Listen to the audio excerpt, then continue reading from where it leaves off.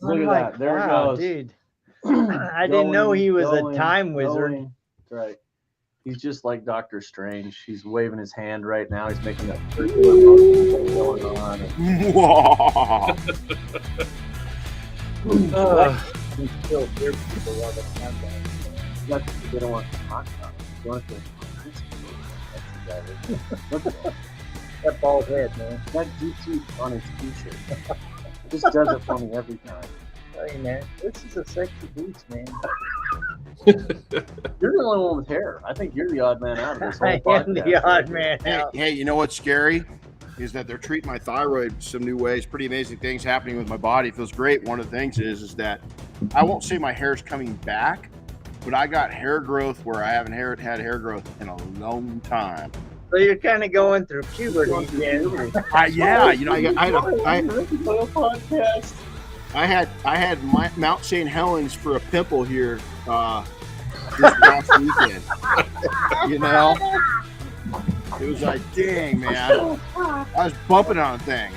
That is awesome. That's funny, man.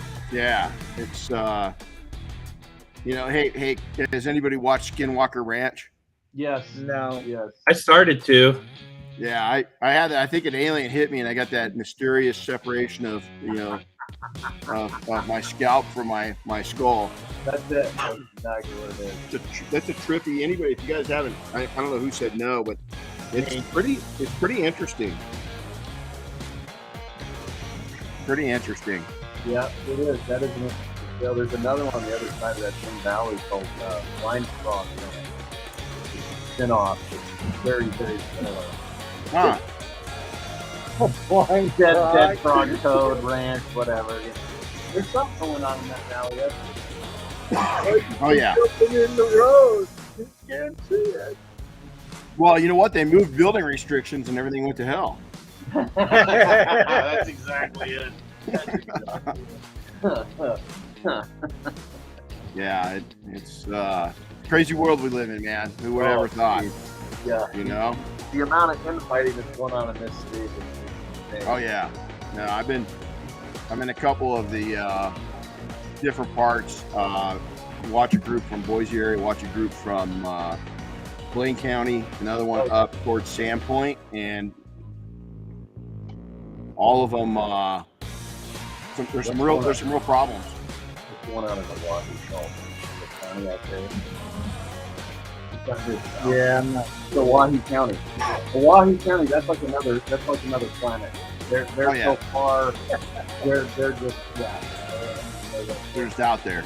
they're gone. Well, you know what? Just gotta smile and just stay out of their way. Yeah, we had an interesting. We'll talk offline. We had an interesting conversation. The ranch where we keep our horses. You know, it's a equestrian center. Just sold, and one of the tenants completely lost it on the gal, and her husband's the one that represented it. You know, the sellers.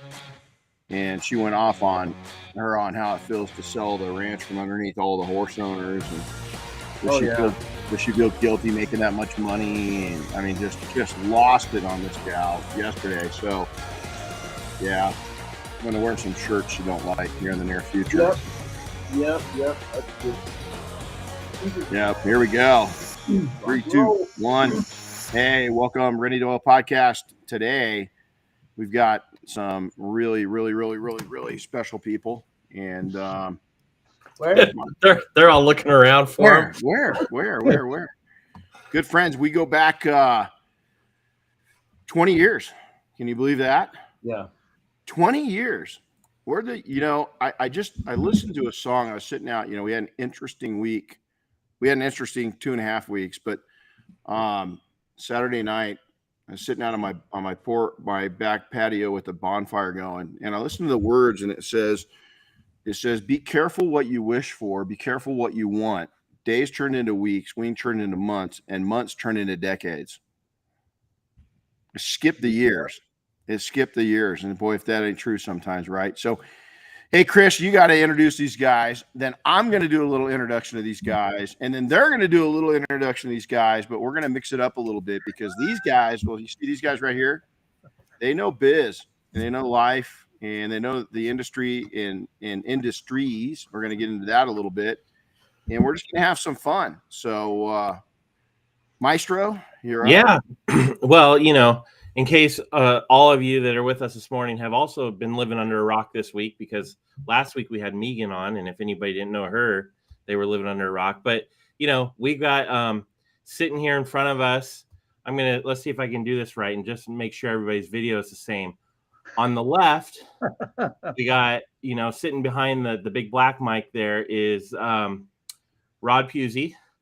And then, yep, arms in the air. And then on the right is Jody Sedrick. And these two own and run Zenware, and they make a product called RoadFS, which is, you know, software for us detailers and other people in industry like ours. So, but one of the cool things about these guys is they are huge, massive supporters of the detailing industry. That's why I'd say you'd have to be living under a rock not to know them, because they're literally at every event, involved in every aspect of it, which is totally cool, including longtime sponsors of our Air Force One detailing project, many, many years. They've even spent like the entire week with us out there, just working alongside us on the airplanes and everything else. So these guys are awesome. They give back to the industry every chance they get, and we like having them here. You know, I'll add energetic, passionate, bright, smart, wise. These guys are really got it. They've really pioneered. Smart and wise. I've never heard that. That's me. That does not me. happen. It's all me. It's definitely not you. They really pioneered. You go back when Rod and I first met. I mean, they were pioneering. Software is nothing new to Idaho, right? And believe it or not, there's been a big tech side of Idaho where these guys exist, or in Boise, Idaho. And that's where we met, was up when I was living in Idaho. And I really, it hurts me to hear things are going on there, because really that's where my heart, you know, belongs, you know, is in Idaho. But, you know, it's growing pains. You think that's interesting, you know, come down here. Yeah. California's getting, you know, it's like a bowl of Fruit Loops, you know. I mean, you know, it is. It's unreal. It's just unreal. It's crazy. But, you know, they really were pioneers of software in a lot of industries, not just detailing. We're going to get into that a little bit. And that's why I really want you to listen to their perspective, because what they've got, the insight and the wisdom, those are, you know, wisdom's hard to get. You can be smart all you want. You can be clever all you want. But, you know, to develop wisdom's tough, and both these guys have it. So I'm going to skip around real quick. So before they go in and kind of introduce who they are, is Rod and I, we actually go back is we got introduced through the software side, but we actually had kids in school together. And that was a tie-in immediately. Like we looked over one night at school, there's some kind of parent, you know, event coming on with our kids, and Rod's there, and went, whoa. And, you know, we both love cars a lot, you know, Yes. we're kind of car crazy. And then I met Jody, and again, it was like, okay, how can these two totally different dudes, you know, be so dang cool? You know, I mean, they're just both cool. Jody is what I would call the ultimate people person. Is that this dude, both of them are, you know, they support the industry. I'm going to take it one step further. They support people of the industry. I think there's a big difference with that, right? And Chris, we've seen it. Because they come out, and but you know, get in and jump in with both feet like they do. That's something special. You know, you can put a lot of things out. You can teach. I heard this. I was sitting at a restaurant right before my brother had surgery a week. God, it's 2 weeks ago. Matter of fact, 2 weeks ago today, this happened. Is the manager of the hotel? It's the Mission Inn in Riverside, California. A really nice hotel here in Southern California. Very historic. President Nixon was married there. There's been I think seven or eight presidents stay at that hotel, you know, through the centuries, you know, so pretty historic. The manager was talking to us, and he goes, you know, he says it's really interesting because, you know, we were complimenting our staff that we came in contact to, and he goes, you guys are happen to be in the same, being served by the same two people that have got a heart for hospitality. And I said, well, what do you mean by that? And he goes, well, he says, not to down anybody else, but we have to teach them hospitality. These people have it to their core. And so you can learn it, I can teach it, but to just have it as a special treat, it's a special person. And both of these guys have got a heart towards hospitality, a heart towards people that comes very, very natural to them. The tie-in, is what we talk about when we're all together is wide range. Jody's an expert at building up people. I was going through some dark times in the last couple of weeks. It seemed like he was the one that reached out to me right when I was like at the holy crap, how am I going to get through this? Really it was weird. I can't, something I didn't expect. And Jody, thank you for those reach outs. And so with that, we're going to let them, and guys, it might sound like a brag fest. It is. I'm very proud to call these two friends, and I've known them a long time, and they do a lot for a lot of people. And so if you want to call that bragging, it's bragging. It is. All right. You guys are up. All right. Well, I'm the good looking one. I don't know about smart and wisdom, but no, At least your wife says that. So yeah, my wife, she does say that, but no, I've tricked her. So yeah, Right. so I've been married 32 and a half years. I got 6 kids. Judy and I adopted 2. And I love family. I love, like you said, I love people. I kind of have a knack for languages. I teach myself languages, and because I don't like to not talk to people.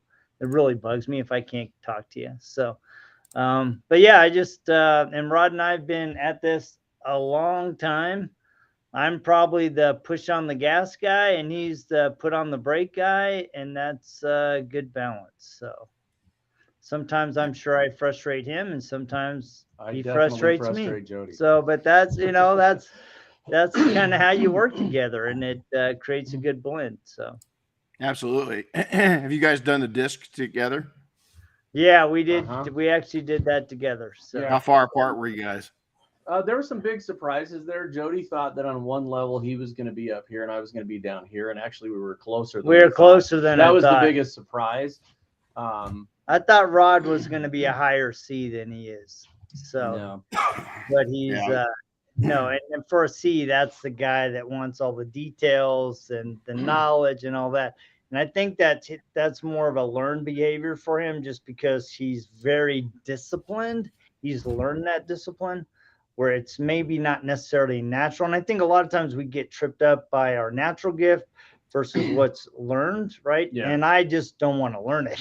Yeah, I rely on him to do that. I'm like, Except for languages. You do want to lose, which is languages, trippy. Okay. You don't want to learn it, but here you go out and do one of the most complex things people can do, and that's learn a new language.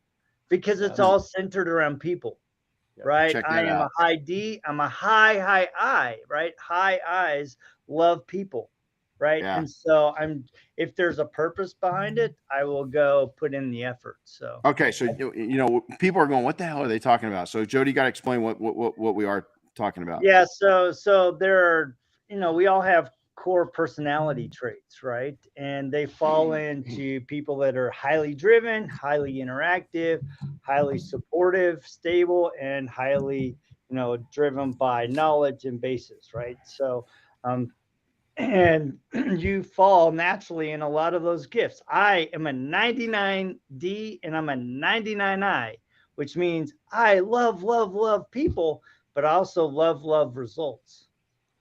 Right. And so I'm very driven to make things happen. I'm very competitive, but at the same time, I'm also a very good competitor, and I can rally people around. Now, Chris, he's a high S, right? He's more slower pace, more methodical. He's really cares about people. He wants time, right? And so these understanding how we play together enables you to work as a team more effectively, because I know that I am not good at the minutia. Rod is way better at the minutia than I am, because he's a higher C than I am. I'm a 9 and he's like a 30, right? And so that difference really it makes up for my weakness, right?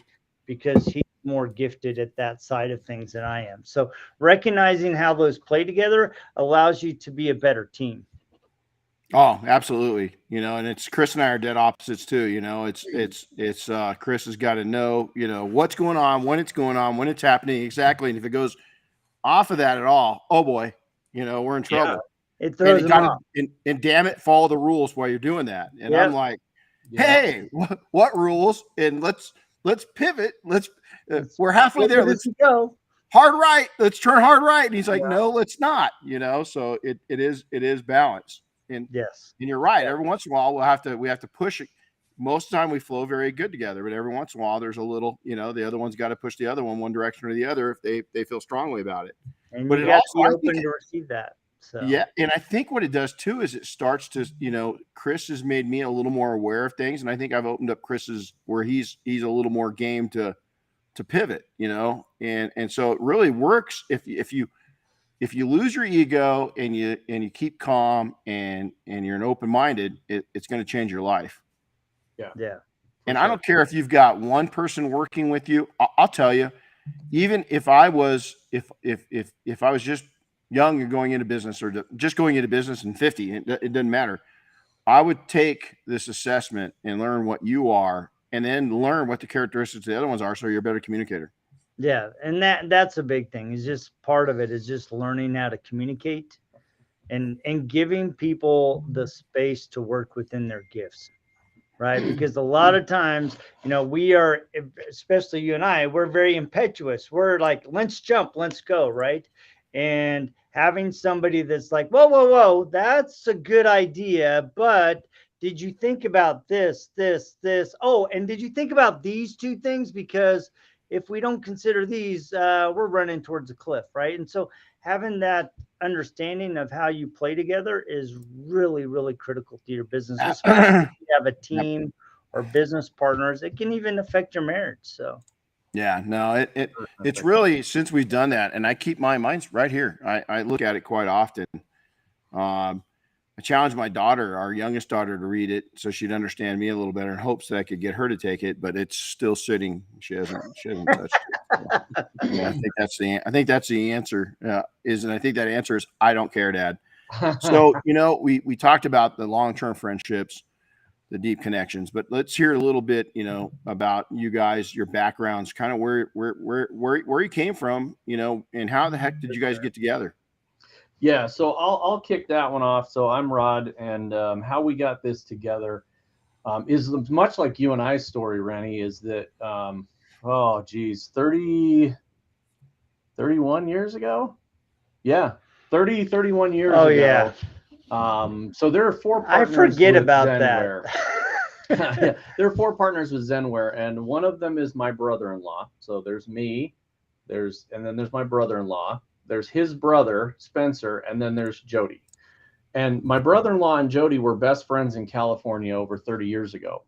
And my sister-in-law and brother-in-law moved to Boise, Idaho, and Jody and his wife followed them because they were friends. And so I met Jody 30-some years ago, just as a friend of a brother-in-law.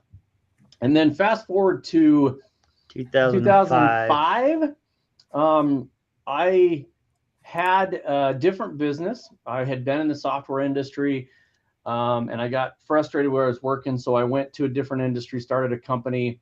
And then after I started my own business as a residential building inspector, I went to work at a different software company, and Jody happened to be the sales manager. So I worked with Jody. He had his office, and he was part of the team that I was in. I was the sales engineer. So I was kind of the in-between technical and sales. The translator. Yeah, I speak nerd and human. Those are the 2 languages I have. I speak car guy too, but usually it's not appropriate on the podcast. So yeah, absolutely. I speak that language too. Yeah. So that's my later life. My early life, starting in the 80s, I was an auto mechanic. I have apparently my goal in life is to have certifications in everything. So I was an ASE certified mechanic in the early 80s. I have a certification in 49 of the 50 states as a residential building inspector. I am a certified skills validated detailer. And it just that's what I do, is collect certifications, I guess. And then Jody and I started working at the software company. They had a small application like RoadFS, and I took it on because of my automotive background. And so I started going to Mobile Tech Expo around the 2006, 2007 time period. And that's about when Renny and I connected on the car level. And we basically took a laptop into your shop here in Boise and just dropped it off and said, here's our software. Just evaluate it and tell us what's wrong with it. Because we figured that was the best way to get feedback, was to have somebody that was actually in the industry tell us what was good, bad, or indifferent about it. So that's how long we've been working together. And ironically, less than a month from now is our 13th anniversary as Zenware. So on September 9th, we have been in business 13 years together. We started it in September of 09. We had zero money and we had zero employees, and the four of us used to meet in our kitchens once a week.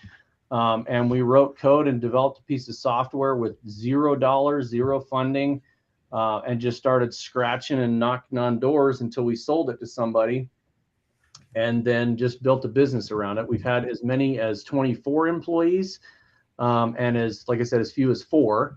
Right now we have 12 employees and we have a contractor. Well, you get 12. So 12 employees and a contractor that comprise Zenware. And then 4 of those are dedicated solely to RoadFS. Wow. So it's been a battle, because let's go back 13 years ago. What year was that? 2009. Yeah, and 08, 09, 2010. Those were tough. Those were tough years. Those were tough years. Yep. Nobody wanted to talk software at all in the detailing industry. They didn't care.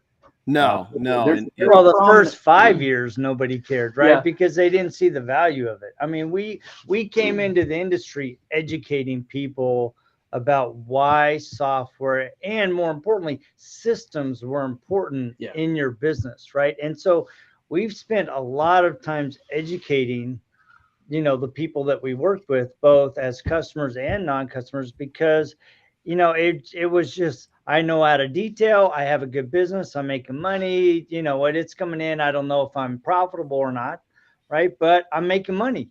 Yeah. Right. And so that's been kind of one of the fun things about our journey, is seeing the industry evolve and mature. And people, in fact, there's a industry leader. We all know him. I'm not gonna mention this because it's kind of embarrassing to him. But when we first started this, at our very first Mobile Tech Expo, Renny, you introduced us to this guy, and you said, "This is Rod and Jody. They have a software company." His first words to us is, "You guys need to stop doing this. You're wasting your time. Nobody needs software." Actually, he said, "You're wasting your effing time." Yeah, you're wasting your effing time. Nobody needs software. So I actually have talked to him about it since then. And I told him, I said, you don't know me really well, but that's been a huge motivator of mine for 13 years. It was just this year that I told him that. And I said, that's kept me going for a long time. So please tell me something else that I can't do, because I love to have people tell me I can't do something. Rod doesn't like a huge motivator. Yeah, I'm telling you. Hey, Rod, you can't tell so many people about our training program in the next 3 months that we saw next year in 4 weeks. That's perfect. That is. By the way, hey, our training, and this is a big part of you guys. Our training, our 5 days are sold out for this year. That's fantastic. That's awesome. Is that cool or what? Sorry, guys. I've got a great white fly. I know. I keep seeing it fly around you. Yeah, and I'm like, man, I'm about ready to move, because this thing, I just can't, I can't beat this thing, man. It's fly season here. We don't even have our horses here. We don't even have horses here, but we have chickens, and so there's chickens all around us. So that brings it in. So that's exactly. Yeah, I'm about ready to, especially fly season. But so Jody, you're up. So tell us a little background on you and how this all came together for you from your perspective. Like Rod said, we were part of another software company. I started with that company in 2003, I think, and all the way to 2009. And the thing that was really interesting about being part of another company was I had the mindset and the passion that I was going to build this business. right? I was there the morning of our first sale, $29.99. And I drove that company to be, $6 million a year company, right? Wow. And I was very invested. And we ended up going through 3 investment cycles with outside firms.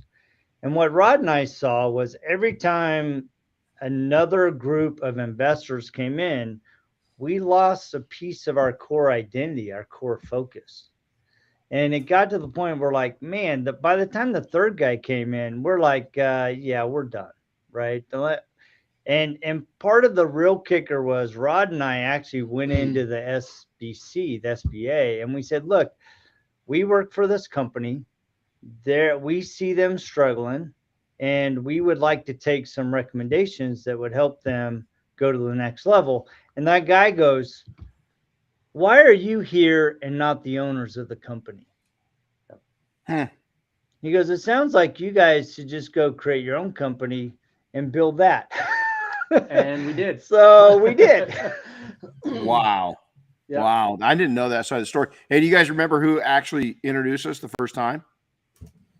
Me and you? Both of us. The tie-in to all of us. I don't. Nick. Nick Action. Oh yeah, Yeah. Nick Eschen, yes.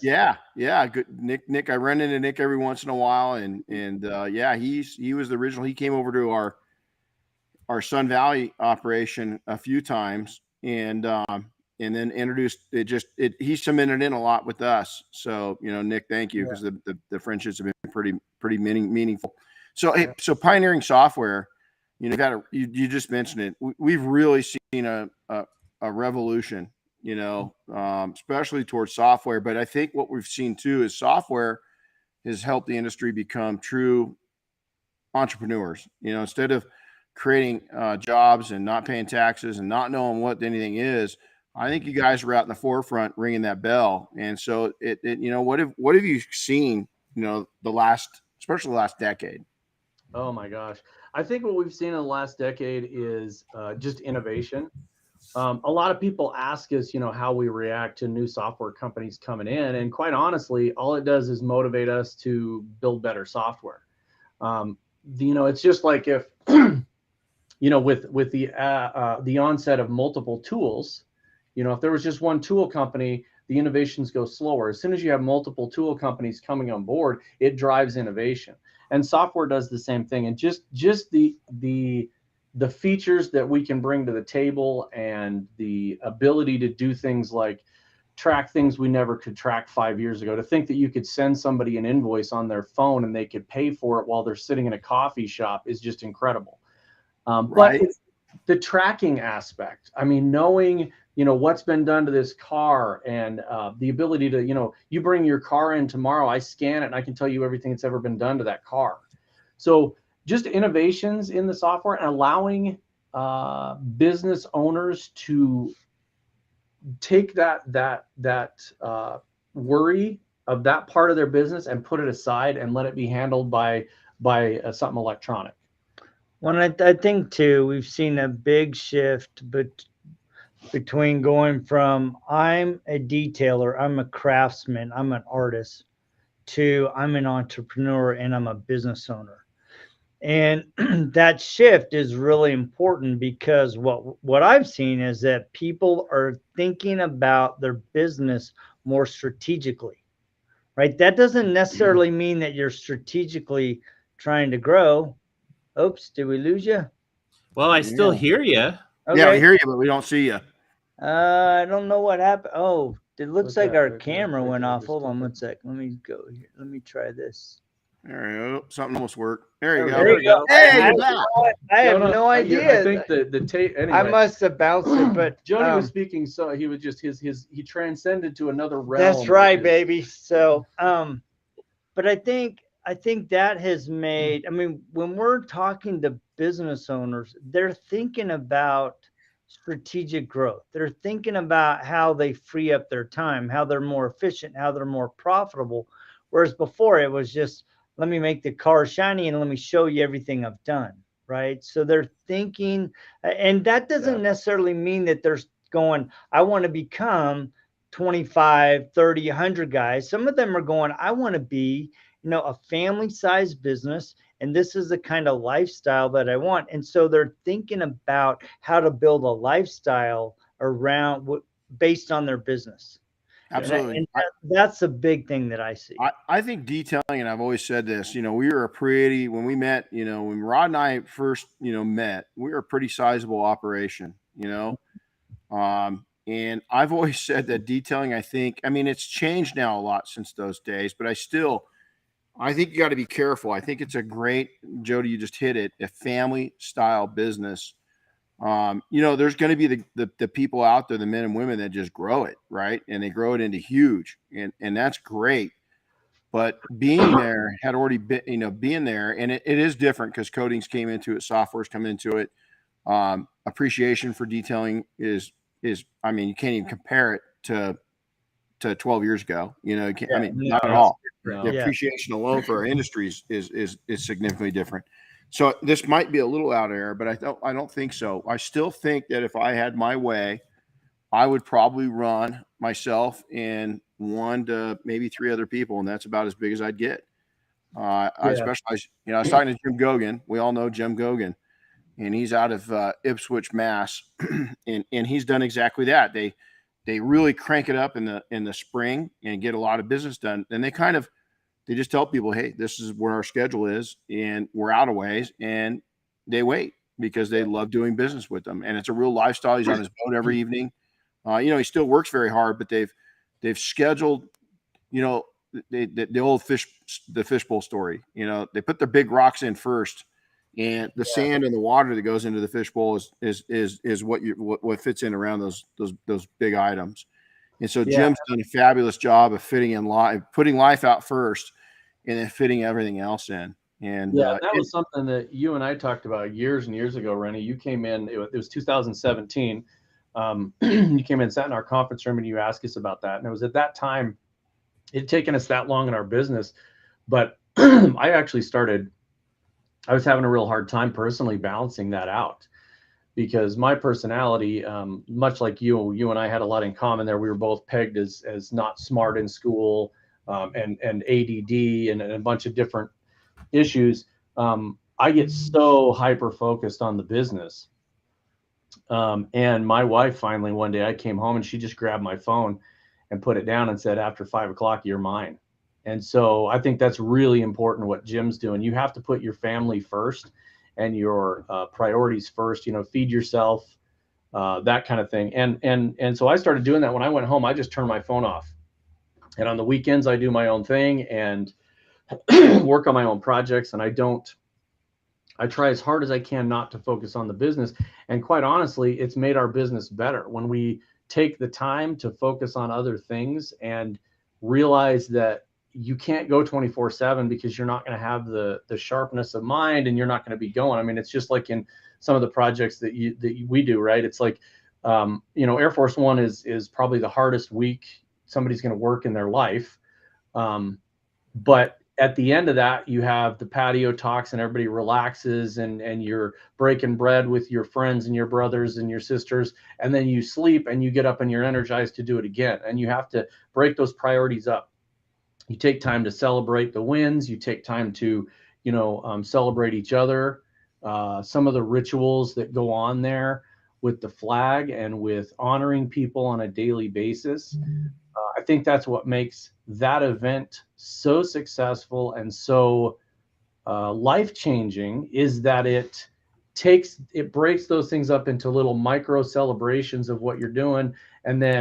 And it's not like, hey, you're doing a good job, get back to work. It's literally stopping the momentum like you do in your life. You stop the momentum on a weekend, go out and you play, you go for a hike with the dog, you go for a boat with the kids, you go up into the mountains and you sit on your butt and relax for a day, and then you're ready to go back into it. And I think that people that aren't taking the time to do that in their personal life and in their business, they're missing out.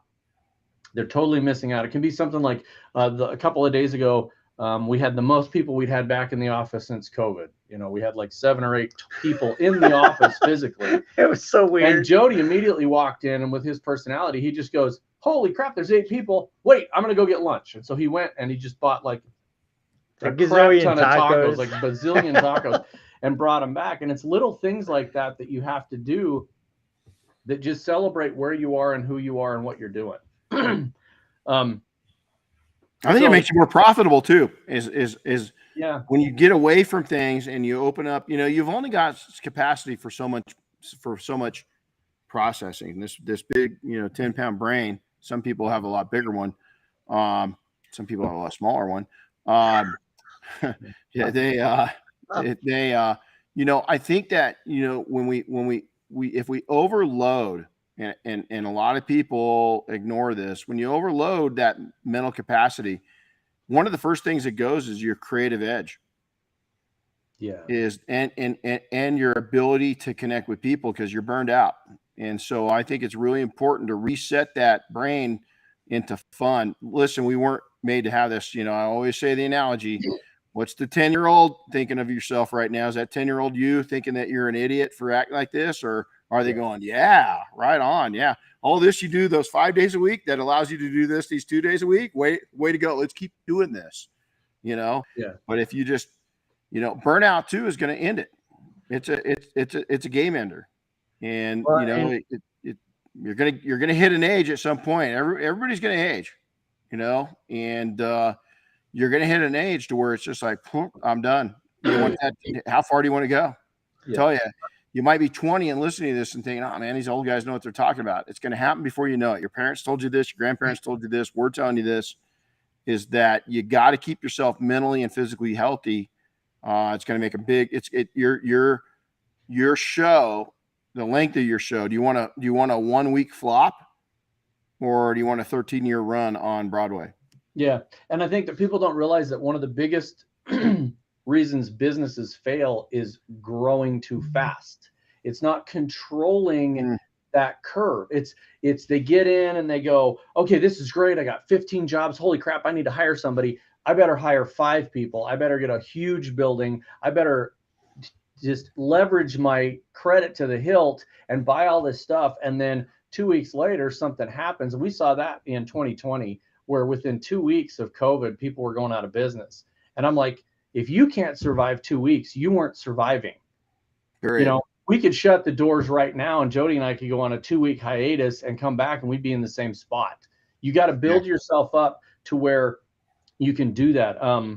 Jeremy Loki was asking on a business podcast the other day. He was saying, how many of you have used a line of credit? And I was really surprised at how many people didn't know what the value of a line of credit, a revolving line of credit was. And I just think that people need to. Business is one of the most asked questions. When you say, what do you need to know more about? People say, I need to know more about business. But it's also the least thing that they will listen to. If on our podcast we put out, hey, it's the business series, we're going to talk about, finances and all stuff. Nobody, right? A few people listen. But then that's the number one thing that people say they need to know. So take the opportunity to learn more about business. We're not. What's shocking? What's shocking about what you just said? But they'll hear an online guru say, you could name your topic the same thing as an online guru, because a lot of these people don't want to be where you and I are at, even though they're not even close to being there yet. They want to be where that guru is. And what they don't understand is it's a ladder and there's rungs that you've got to climb. But they just want to take and say, hey, can you airlift me up? I want to be I want to be Grant Cardone. Who are these guys? Yeah. They want to go from 5 figures to 20 figures overnight. Yeah. And they have no clue that Grant Cardone is a great guy. I'm still kind of mad at him though. That's another topic. I'm going to take full responsibility. Got him a position on a TV show and I never got a call. I'm just saying I'm a little hurt. Wow. I'm actually not. It's a joke. But we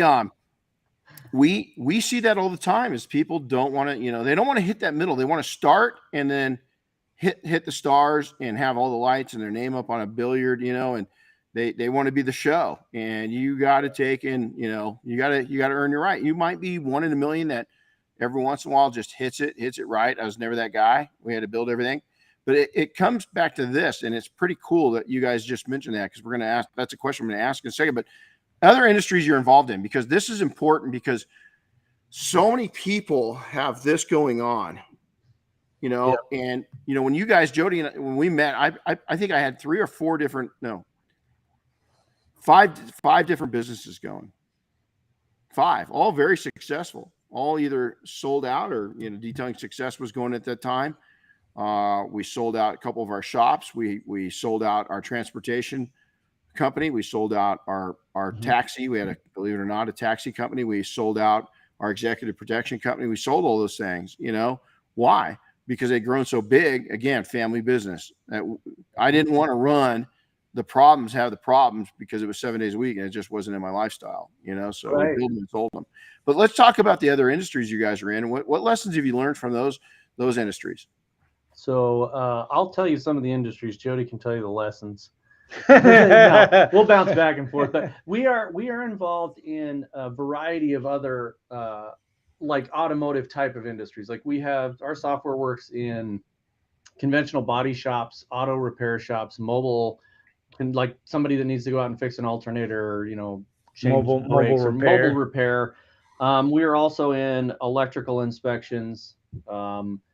We are in the farming industry. So we have a different application called Harvest Point that goes out into the field, and it tracks produce from growth cycle all the way to the stores. That's cool. We still have a contract with the Department of Interior. We have an application that is a private application that has to do with helicopters. And so we are under contract as a single source contract with the Department of Interior. In fact, next week I go down to the office and talk to the heads of the department. It's here. It's located. Its headquarters is in Boise, Idaho. And so we are a single source contract for that application. We are in, well, and RoadFS itself. I mean, we're in moving companies, people that do moving, like you said, electrical inspections, HVAC, like duct repair and duct clean outs. And so it's a furniture repair, office. I mean, it's coffee delivery. Distribution. So anybody that delivers anything from one location to another or takes orders. I mean, Well, see, what I love about this is that your tribal knowledge, you got a lot of tribes coming together. Yeah. And that's where that's where sitting with these guys and talking is because they're broad. They're a much broader spectrum than what most of us are, even much broader than what my influences are. You know, I have to pay for a couple of my influences from other industries, you know, for mentorship and stuff. And you guys learn from this automatically. So how much of that you learn from these other industries have you seen finally detailing's coming into it? And I know you guys have played a part of that because you've been out there pushing this for so long. Yeah, you know, that's a good question. What's interesting is a lot of the business processes are the same, right? People think, oh, I'm a detailer. No one does it exactly like me. But 90% of the process, whether you're doing moving companies, scheduling moves and stuff, the process is generally the same, right? You have some nuances, but those nuances, you know, we can turn on and off in our software, right? We've learned what are the things that they do need and what they don't need, right? And so, but the other thing that's been interesting is to think about how people approach their market, right? Because I think a lot of times, especially in the detail world, they get so consumed about, I got to make this thing shiny, right? Instead of thinking about what is the customer experience, what before and after my service, what is the impact on my business if I don't get this invoice into the system or I don't get it to them in a timely manner? How do I improve payment processing, right? We got the coffee delivery guys. I mean, it's about signature on acceptance of delivery, right? Well, is that applicable to a detail business owner? Potentially. Yeah, right? Do you want to do an inspection and sign that off? So there's a lot of lessons that we're like, all right, that actually is applicable in this business, right? And so being able to cherry pick those and go, all right, we're going to incorporate those and allow you to turn that on and off is really critical. And that's, I think when you asked earlier what we've learned from other industries, what we've learned is that our software needs to be very, very flexible. So, some of the questions that are rolling up here, we have people that are doing automotive repair alongside of detailing. We have people that are doing a landscaper that has also got a Snow removal business, and they're using the same software, but it appears different to their different clients. And so it's very convertible. Cool. We call it a configurable application because in the back of it, there are hundreds of little settings you can turn on and off. And, if tomorrow you want, I've got a couple of franchises that use it. And so all the franchisees have their own version. And when they send out an invoice, it goes out from their franchise. And then it all rolls up into one for the franchisor to see all the revenue. So what we've learned is that we have to be so unbelievably flexible because tomorrow somebody's going to throw us a curveball and go, hey, and this is a real example. Hey, I go in and I fix the booths in restaurants, and I also do paint touch up and detailing, and I need to have the same software. Wow. And so we have to do that. And as it goes out differently, it goes out as a different set of things. So questions about hiding service pricing and rolling it into a kit. Absolutely. We are in a couple of the major online automotive sellers like your Carvana, Vroom, CarMax, those type of online ordering cars from a vending machine type of things. We're in a couple of those very, very large markets, and they're pumping 145 cars a day through our system. And so we have to be very flexible. I fly out to a location about twice or three times a year and go through that facility, and it's unbelievable the amount of speed and demand that they have on the software. So that's taught us a really lot, because when that first started happening, we couldn't handle 145 cars a day going through that system. And that's probably one of the biggest strains on our team, right? How do we build fast enough, right? Because because we're in so many industries, now we're like, all right, how do we implement it? Because a lot of times people come, can you do this? Well, when we think about that feature, we're thinking about it from, all right, how does this impact these other industries? And if they don't need it, how do we turn it off? Yep. Or how do we turn it on, right? And so a lot of times something seems really simple, but when we're looking at it, we're like, all right, we got to be more strategic about that. And I think that is a really important thing for business owners. It's like a lot of times you have opportunities, but are you going to take advantage of the opportunity in a way that will sustain over time? Absolutely. Not just a quick dollar. Right. The flash in the pan thing is not going to work. I mean, we've been, Jody and I joked about it, and it literally was a joke, because when we first started, when ceramic coatings first started coming out, Jody and I put out a podcast and we had some stuff about ceramic coatings, and we had gone to Utah and done a one-day training at, you were there, Bob Phillips was there, and we did a one-day training, PNS, and Budco was there, and we did this training. We put out a bunch of videos, we had a podcast, and all of a sudden, Jody and I got this rash of calls to do ceramic coatings. And we joked about putting a tent up in front of our office and doing ceramic coatings. I'm like, Jody, we're getting a call a week. We could net $9,000, $1,200 a week and do a couple of ceramic coatings. And we joked about it. But then when we started talking about it seriously, we said, look, this is a flash in the pan. We could make a little bit of money, but it wouldn't be sustainable. It would pull us away from our core thing. Amen. There you go. We don't want to do that, because if we do that, it's gonna bastardize what we do. We're gonna end up competing with the people that we're trying to sell software to, and in the long run, it's not sustainable. So that is the reason that we don't do that. People ask that of me all the time. They're like, well, why don't you do this on the side? I'm like, because I would rather help the people that do it for a living and not somebody else. Yeah, absolutely. That leads us into the next question. So you've got the artiste out there in any industry. Yep. Then you got the craftsman and you got the entrepreneur. Who's winning the battle? They all are. Yeah. They all are, right? It's you choose what fits your interest, your passion, your drive, right? And I think a lot of times people go, well, I'm not this guy. I'm not that guy, right? Instead of going, whoa.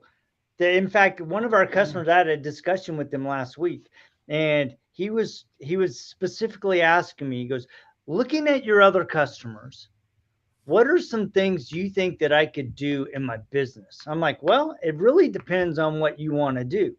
I go, because you're in this higher volume, lower cost space, which you have dialed in.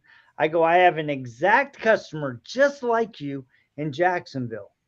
And he has decided to create a boutique shop. He goes, oh, I would never do that. Don't even let me touch those high-end cars. I don't want the liability or what. And I'm like, that's what you need to understand about you, right? There you go. You need to understand that about you. And my answer to the question is the people that are winning are the ones that know which one of those they are. When you try to be all things to all people, but you're not good at any of them, you're not going to do it. You're not a master of anything. So choose what you're going to do. And I watch people do that every day, right? And I'm gonna point some people out here that you guys know very well. Scott Masha, like Jim Gogan, is a master of his environment because he knows he's not in a place. He's in Yarmouth, Maine. He's not in a place where he's going to be a boutique and do a lot of Ferraris. But he does enough things in enough areas to keep himself going. Motorcycles and boats and storage and floor mats and U-Hauls. And he does all of that where he owns his own building. He could rent it out if he wants to. He's got 3 or 4 different business models going on. And unlike some areas where you can go and work on high-end cars all day long, he doesn't do that. And he does great for himself because he understands his environment. And I think that's the key, is understanding your environment and then playing to the benefits of that environment, right? If you live in a wet, cold, nasty climate, man, you are the interior king or queen. Get in there and do those interiors all day long because that's where 90% of the people are. And the outsides, it's snowy and cold and nasty, and they're not going to care about it. And then in the springtime, you're picking up on all the, hey, your car's been sitting all winter. Let's get the road salt off of it. So I think people can win as long as they focus on what they can win at in their environment. Well, and within the chapter they're at, maybe they're starting out young and they got into this because it was, a survival situation, and they grow into being an entrepreneur. Yep. You don't know where you're going to go, right? Don't settle for something. And second, that if what you're doing in life isn't paying you the rewards back that you need, you got to ask yourself some hard questions. Do I really know what I'm doing? And what can I improve? What can I get second opinion? Do you really know what you're doing? Has anybody told you that? I mean, your customers, if you're detailing for your aunt and your 2 cousins and your mom, they think you're the best in the world. But what about the rest of the world? That's when you start getting into serious competition with serious people. So that runs us into 2 more questions. Competition. We talked about that. Yeah. You guys have seen you guys handle yourself so well with software competition. I think it's an example for people in the trenches to follow. Is you're not battling it out with those companies. You're just how do you handle competition? The thing is you got to embrace it. Like we were saying earlier, it just gives you an opportunity to improve. It's quite honestly, this is something that we're working on. The IDA sent out their call to do speakers at MTE, and I actually put it back a suggestion, and I said, I suggest you have me and Dustin Jackson from Detail Bookie do a joint presentation. Oh, how cool is that? Because I think you have to embrace it. Yeah. The days of battling it out and bashing each other and saying why you're so much better than somebody else, it doesn't work. It just all you're doing is making yourself look like an ass, and there's room for everybody. I actually have a situation right now where we have a customer that is using a competitive software for one part of their business, and they want to use us for the other part of their business, and they want us to talk to each other. And the other company, which I'm not going to mention which one it is because they're still confused as to why we would do that. And I'm like, well, because our joint client wants it. We're not making a killing. This is, a couple $100 a month, but they need to have those pieces of software talk to each other. And there's no reason not to do that. And I can understand the perspective, right? But here's the way I look at it is like Rod said, there's room for everybody. But your only true competition is yourself. Amen. I mean, are you better than you were yesterday? Are you sitting down with your team and going, all right, this is a gap in our software. This is a gap in our process. What do we need to do to improve? Because a lot of times I think companies struggle because they want to be $100,000 year company. They want to be $500,000. They want to be $1 million, $2 million year company. But the problem is in order for you to become $100,000 a year company or $1 million a year company, you have to have the foundation in place to build upon. Because if you don't have the foundation, you're inevitably going to be coming back and revisiting that foundation of the things you tried to skip. Amen. Man, great advice. So a lot of this we've already covered, but I want to tell you, go back into some fun things. Rod and I with our kids, it was a great tie-in. Always has been, and it just brought the friendship to a new level. And then there's a reason why I'm mentioning these two things. And then just recently with Jody and I, we took Carlos from Uber Detail, up to Sun Valley, Idaho. The guy just started skiing. An immigrant, came from Mexico City, started skiing up here in Big Bear where we live. And I told him, hey, if you really get into it, I'm going to take you to Sun Valley. We're going to go every year. And Jody came up and skied with us the one day. The skiing was fun. And it was fun. But to sit down on that patio after skiing and have 3 entrepreneurs come together and just talk about struggles in our life and struggles within our business and really things that we dig and really big successes that we've had in business and how to handle it. It was just, we sat down there until it was almost dark. And so the point of this is connections. I don't care what industry you're in, man. If you build these connections, those are the times you're going to really blossom. And it doesn't matter if you view that person as competition. You said it. Competition it's only you. And so put the spears down. Put the guns down. Don't try to don't go after competition. There's more work out there, whatever industry you're in, than you can possibly handle if you're good and if you connect with people. So I'm going to go in. We hit about everything. We're almost at the time. So, Rod, something that someone shared with you once that you could share today. Yeah, I thought about this.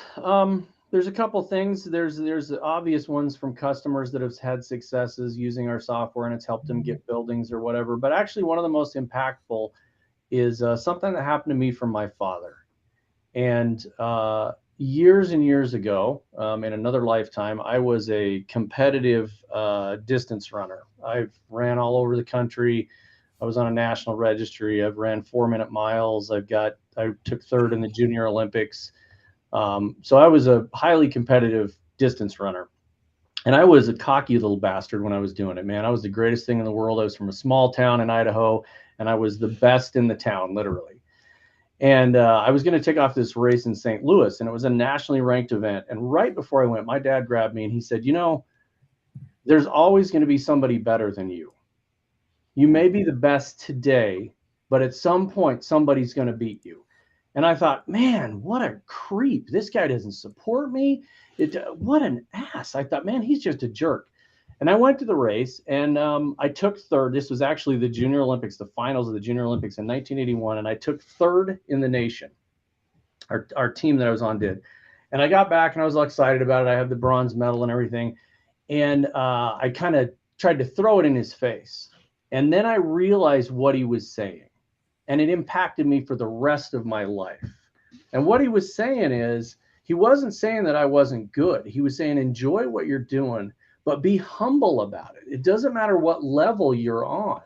At some point, you want to help someone else get to the next level. You want to help somebody be better than you, get there faster, and become a mentor to somebody.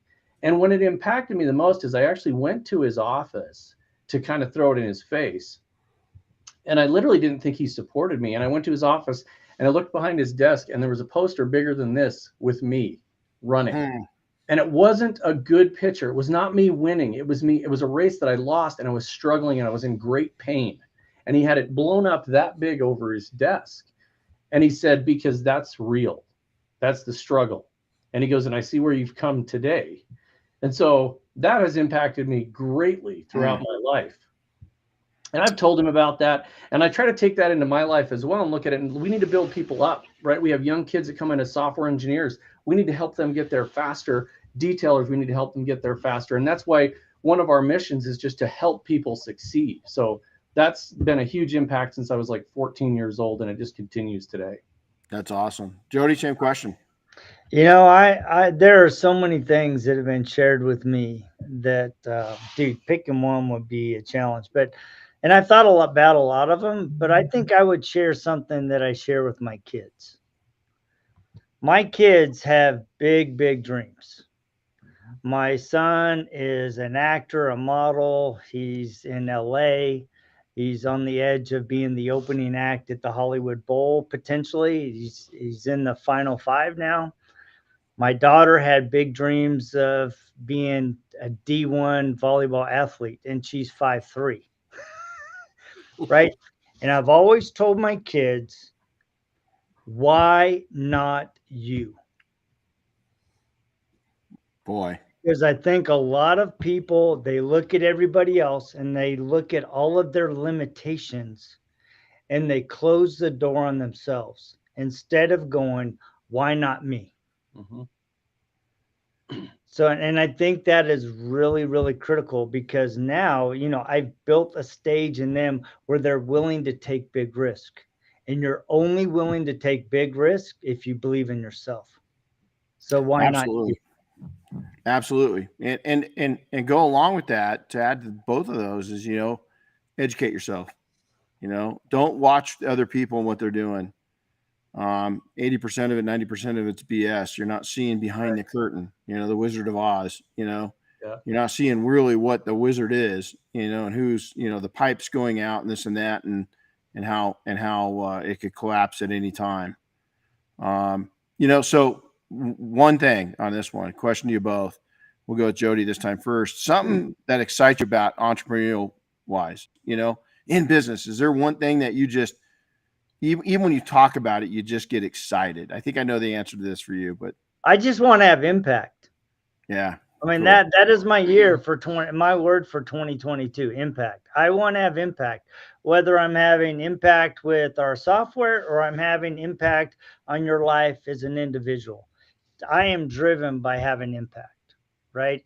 And I just want to see everybody win. And I want to, more importantly, not win. I want you to become who you were meant to be. Because a lot of us just settle. No, for totally. good. Rod, same question.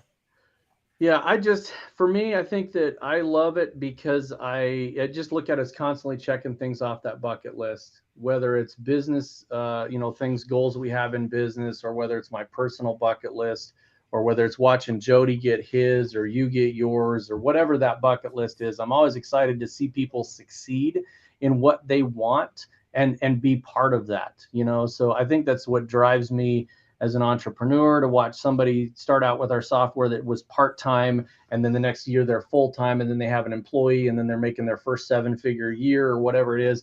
I just like watching those successes and being part of it on any level.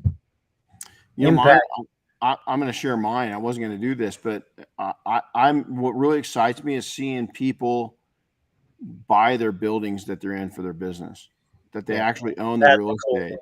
Yep. Isn't it? I mean, that's something I had my first engagement with that as a pretty young entrepreneur. And I think the sooner you can do it, the better you are, because that eventually we got a friend, I won't mention him, but we've got a friend that owns a car wash on a piece of property up in Washington State, but he owns the whole complex. And he got into detailing because he built the complex in 2008. There wasn't a lot, and it's a very nice complex. A lot of nice businesses in it. Very many nice businesses. High-end area, a high-end strip mall.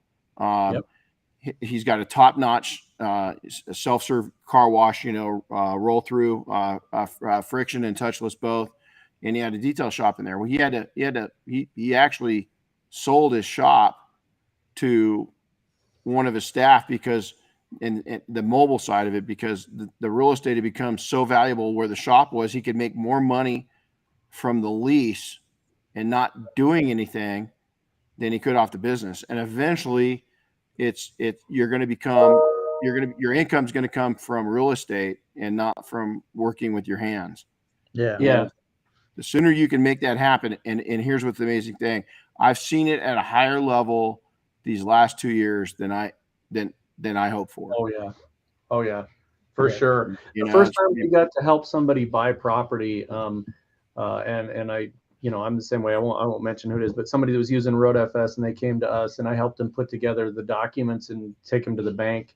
And when he called me back on the phone and said I got the building, it was a huge win for us. And it wasn't even our building. And I told Jody, I said, I'm like emotional about this, and it's not even ours. But I just thought it was so cool that he got to buy that building, because that put him in such a better position. No, I think it really does. And so, okay. So lastly, this is more a statement. I can't believe the mecca that Idaho's become for the automotive world. I mean, it's, you guys with the rag company right there, you've got, world-class painters, body guys, car builders.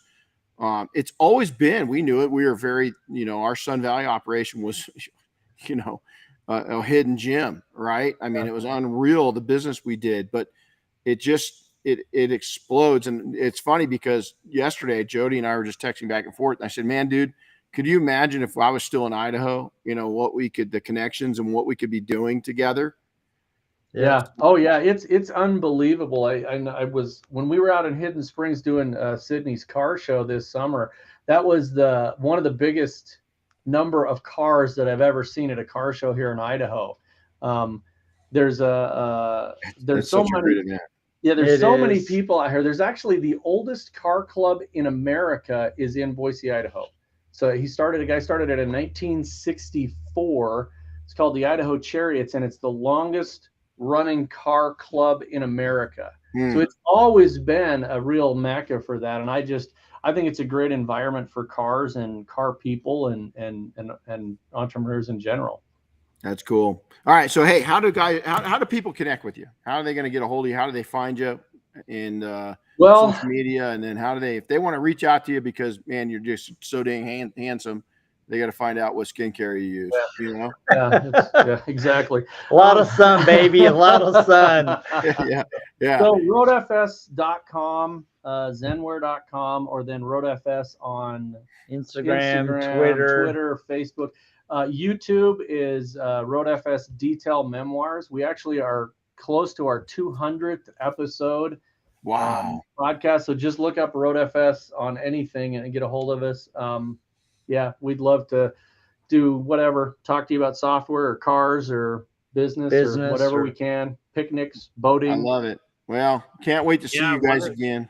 One of the guys in the chat wants to know if the software can be used for landscape businesses. Yes, absolutely. We have a landscaper using it right now. Yes. Yep. And that's there was awesome. somebody else I caught a question about somebody asking about like time and materials on general automotive repair. Yes, we have that in there as well. Pretty cool. That was actually more specifically a repair and detailing business, a little combination of both. We do both. Unreal. I think I know the individual that you do that with. Where are they located? Boise. Oh, they are. I've got another kid I'm going to turn you on to. He's up in Northern California. I met him at a PNS event. He needs you. He needs you. Yeah, there's another guy in the Houston, Texas area that has a landscaping business as well. So yeah, it's a little weird, but we do it. No, that's weird works, man. I like weird. Normal is broke. Weird is wealthy. You know? Yep. I don't like that. So, hey, guys, it's awesome. Thank you so much for coming on. And it's always a pleasure. Can't wait to see you again. And Carlos has already hit me up for our when we're going back to Sun Valley. And Let's go. There you go. Let's go. We're not going to go that late in the season this time. We're going to go up when the whole mountain's open. And I told him you better start, Thanksgiving Day usually here.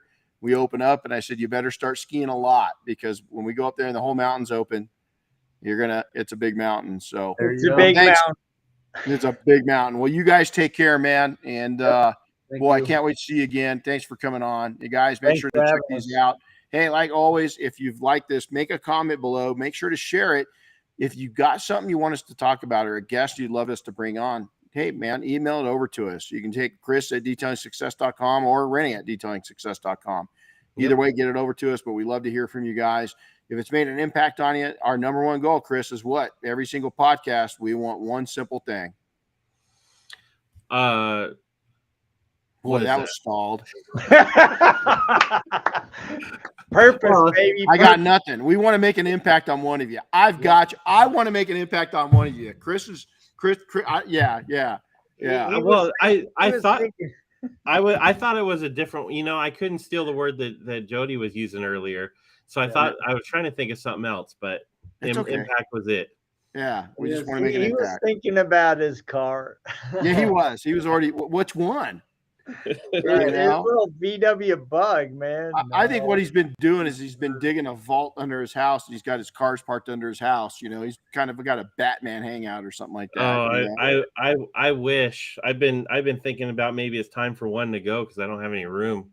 Yeah, well, the Chevelle's going to be out of here for a little bit, so if you need to sit something here, park it. Don't get rid of it. I regret any car. You don't want to get rid of it. So, well, hey guys, thanks a lot again. I sure appreciate it. Always great to talk with you guys, and we'll see you next time. All right, have a good day. See you later. See ya. See ya.